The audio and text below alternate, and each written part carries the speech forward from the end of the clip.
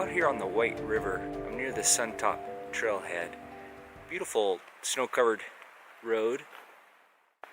We got a little bit of fresh snow here, so I'm out looking for scenes to paint, and wow, there are just hundreds of beautiful scenes to paint around the White River here near the Suntop Trail. I took a nice long hike. It actually leads into Mount Rainier National Park, and then I went back to the river and walked along the riverbank. And there's some beautiful scenes there, but what really got my attention was this scene. There's a kind of strong, simple, abstract pattern with this little creek running in an arc out to the bright sunlight along the river. There's some beautiful dark trees with some snow on the trunks, and then those reflections in that little creek. I'm thinking I will place the horizon line on the upper 1/3 line. I'll go with a portrait orientation. I'll have this little creek sweep down and out the bottom of the panel and really play with the reflection in the water. It's just gorgeous, and what I'm thinking is I'll go with a light yellow wash for that distant lit area, and just let that drip down the panel to create the path of the reflection in the water. I want that to be just a little bit off center. I also want to capture the little bit of snow on the banks and on the trunks of the trees. There's some fallen logs there with snow. There's some little bent over tiny pines. There are some giant old growth pines that are beautiful with just a little bit of snow on the trunk. There's lots of warm reds in the scene, in the little creek bed and in the distance where the pine needles coat the forest floor where there's not a lot of snow. Those reds are nice. They add a lot to this cool green and blue scene that we get here a lot in the Northwest. So I'm going to get set up. I'll go with a little 9x12, a little smaller panel than normal because it's cold. I'm in the shade. I do have a winter coat on, and I've got my hand warmers, but just standing and painting, it's still going to get chilly. I've got a thermos of coffee though, so I can take a break and drink some hot coffee and warm up a little bit. I'll get set up and get started. As always, thanks so much for joining me. If you like these videos, please like and subscribe. Quick rundown on my palette. I've got Artist Turpentine here. I'll use this for the initial turpentine wash, and then I'll put the cap back on and get out the Gamsol. I've got a little bit of liquid in this cup. Ivory black, cold gray, titanium white, cerulean blue, ultramarine blue, sap green, transparent oxide brown, burnt sienna, alizarin crimson, cad red medium, cad yellow, that's Windsor lemon, and yellow ochre. Got a 9x12 panel here. This is one of the birch panels I use. I gesso the panel with acrylic gesso and then a top coat of alkyd to give it a nice oil primed finish. Here, this is a painting that didn't work out, so I painted over the top of the oil painting with some titanium white with liquid added. That gives me a nice fresh white surface to work on again.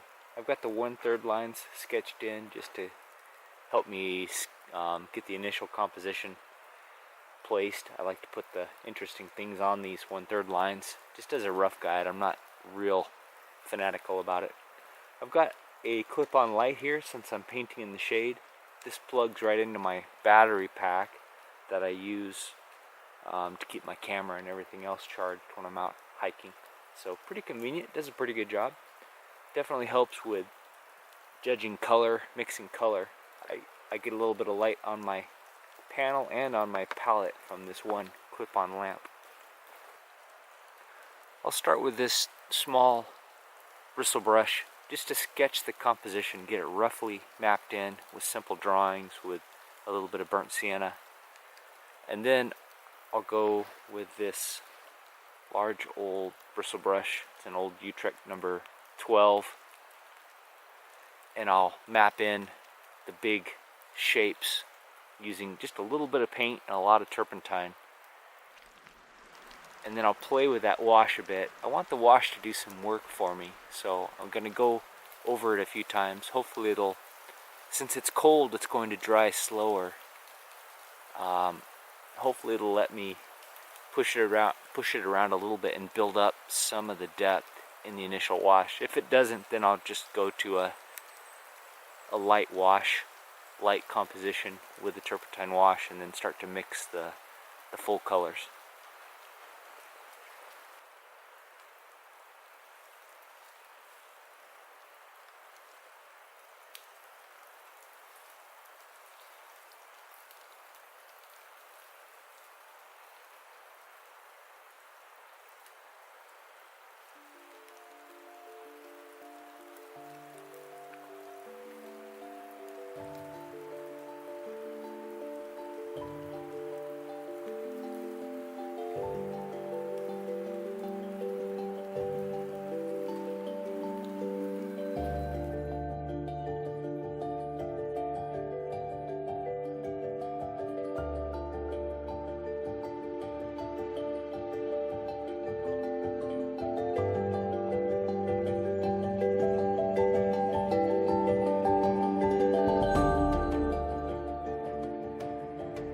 Camera shut down without me noticing, so I think you missed most of that turpentine wash. But basically I scrubbed in a lot of burnt sienna, a little bit of yellow ochre down the middle, a little bit of alizarin crimson here and there where I'm seeing some lavender tones, just a touch of ultramarine blue as well because of that lavender I'm seeing.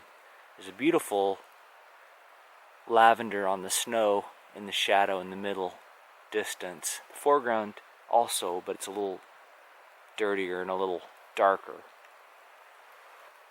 So now I'll take a brush with a little bit of turpentine and just wipe out the lighter lights in the scene, like down the middle of the panel, the sun in the distance, and that's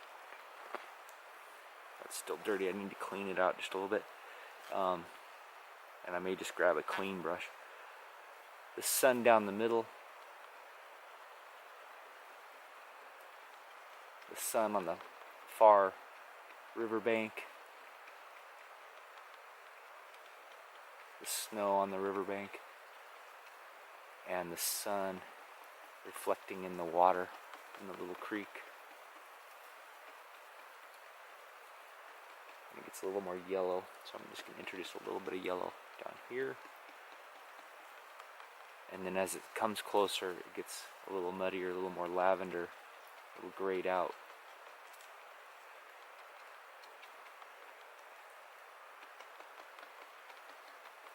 Kind of the same as the middle tones up here,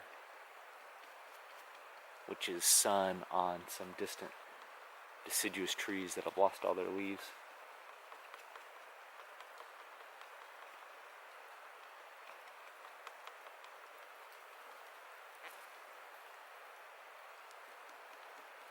Just going for big abstract shapes here. I'm not trying to actually draw anything at this point, just trying to suggest things with light patterns, which is a lot of fun. That's one of the reasons why I like to do these turpentine washes.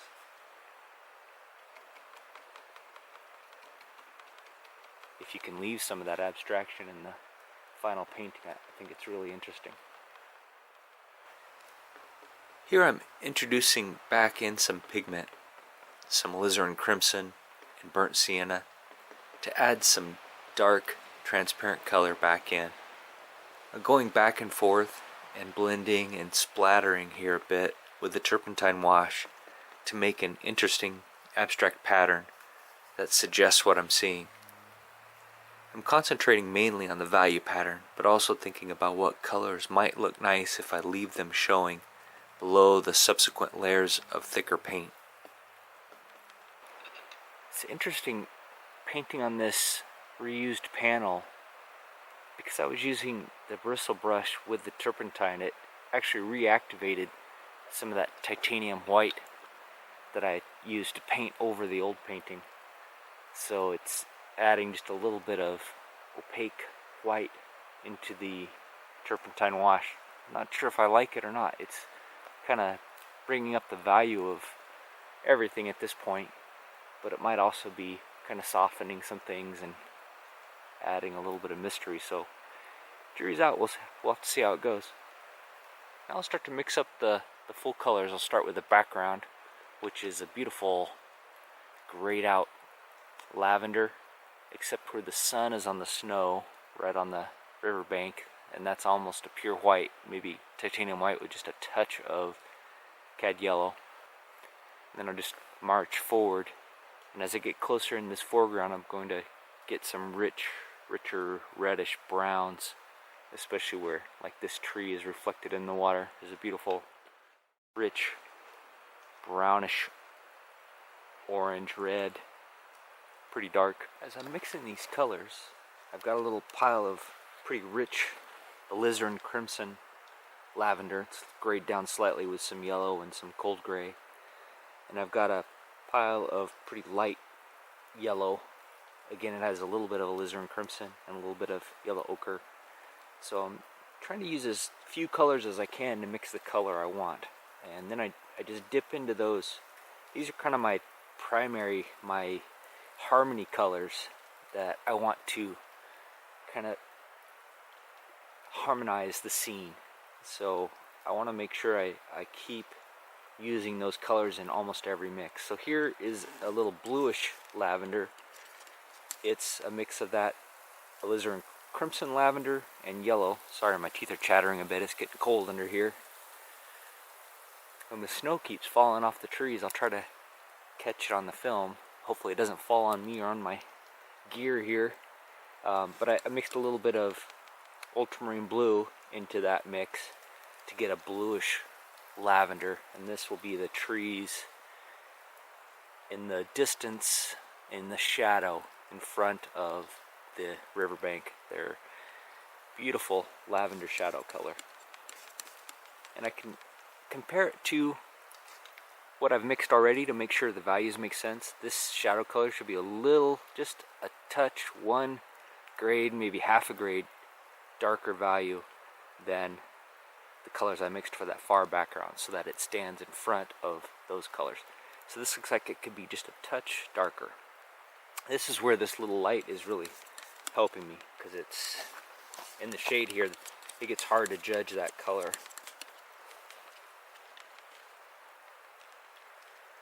It's also handy to have an extra palette knife, one you can clean quickly with a paper towel in your hand, and then you don't have to clean off your mixing knife every time.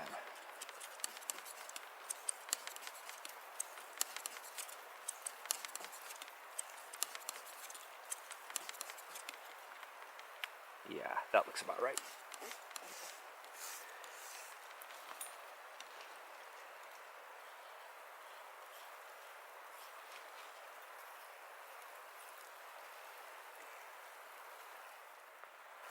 Alright, I've got some colors mixed up. Pretty simple scene as far as the colors go. Pretty muted scene because it's mostly in shadow. I've got the background colors for the distant hill and the sun on the snow. Gets a little bluer toward the top, and also I mixed this shadow color for those deciduous trees that are in front of the snow. I've got some greens for the pine trees. This is the majority of the pine tree. Gets a little browner here and there, so I'll use some of the color I mixed up for the trunks of the trees and for the brown of the water. I've also got some lighter pine needle colors where it's in a little more sunlight. There's that snow raining down from the tree above me. Getting on the palette, I don't think it's going to get in the way because it just kind of blends in, which doesn't really hurt the oil paint. And then a little more yellow version of that as it comes closer.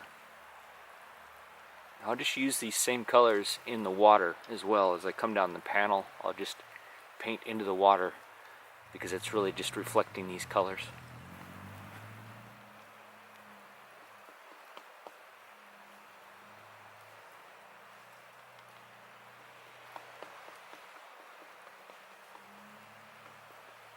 For this background, I start by painting the lightest values and the furthest back values, and then as I move forward, I paint into that with the darker values and the closer objects.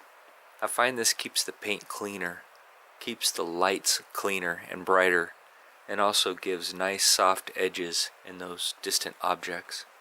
I want to keep those distant objects a little bit blurry. It keeps them pushed back.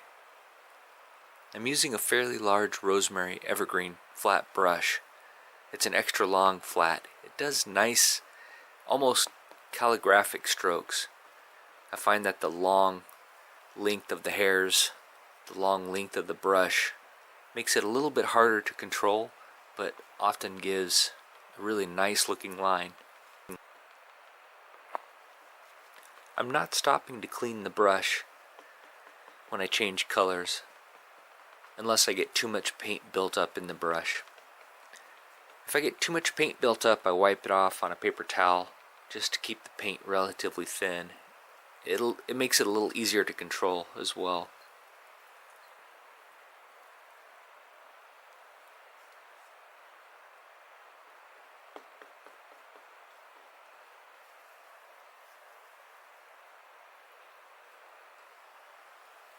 Here I'm starting to paint the pine trees. I switched to a Rosemary Series 279 natural hair brush.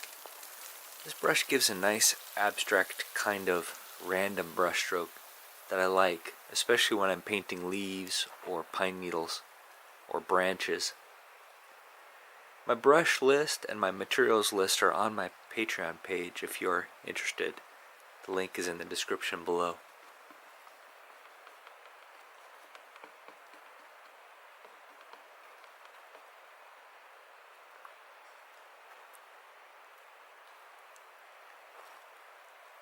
Alright, I've got most of the background colors jotted in. It's nowhere near a finished painting, but I just wanted to capture the colors while they're last. The sun is setting now behind the mountain.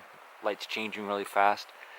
I'm just going to map in the pattern of shadows now in the water and leave it pretty rough and maybe close to unfinished. I'm going to leave it pretty rough and finish it later in the studio.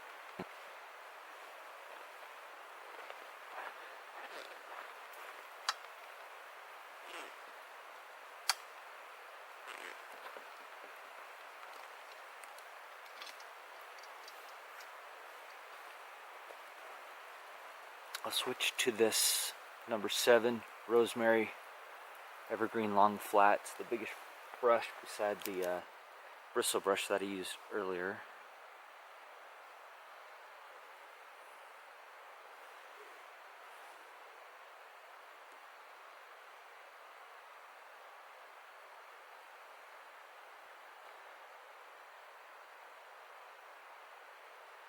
I am freezing out here and the light's changing too much for me to go too much longer.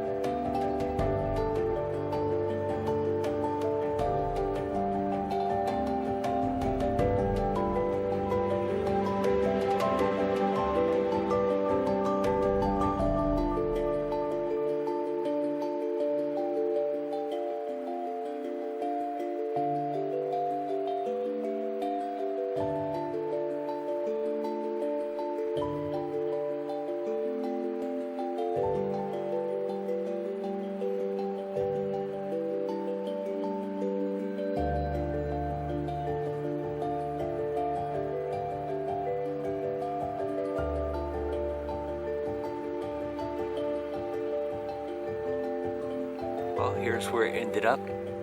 Nice little exercise. I need to dress warmer though, I'm freezing. I didn't wear my long johns. I think I need to bring those next time.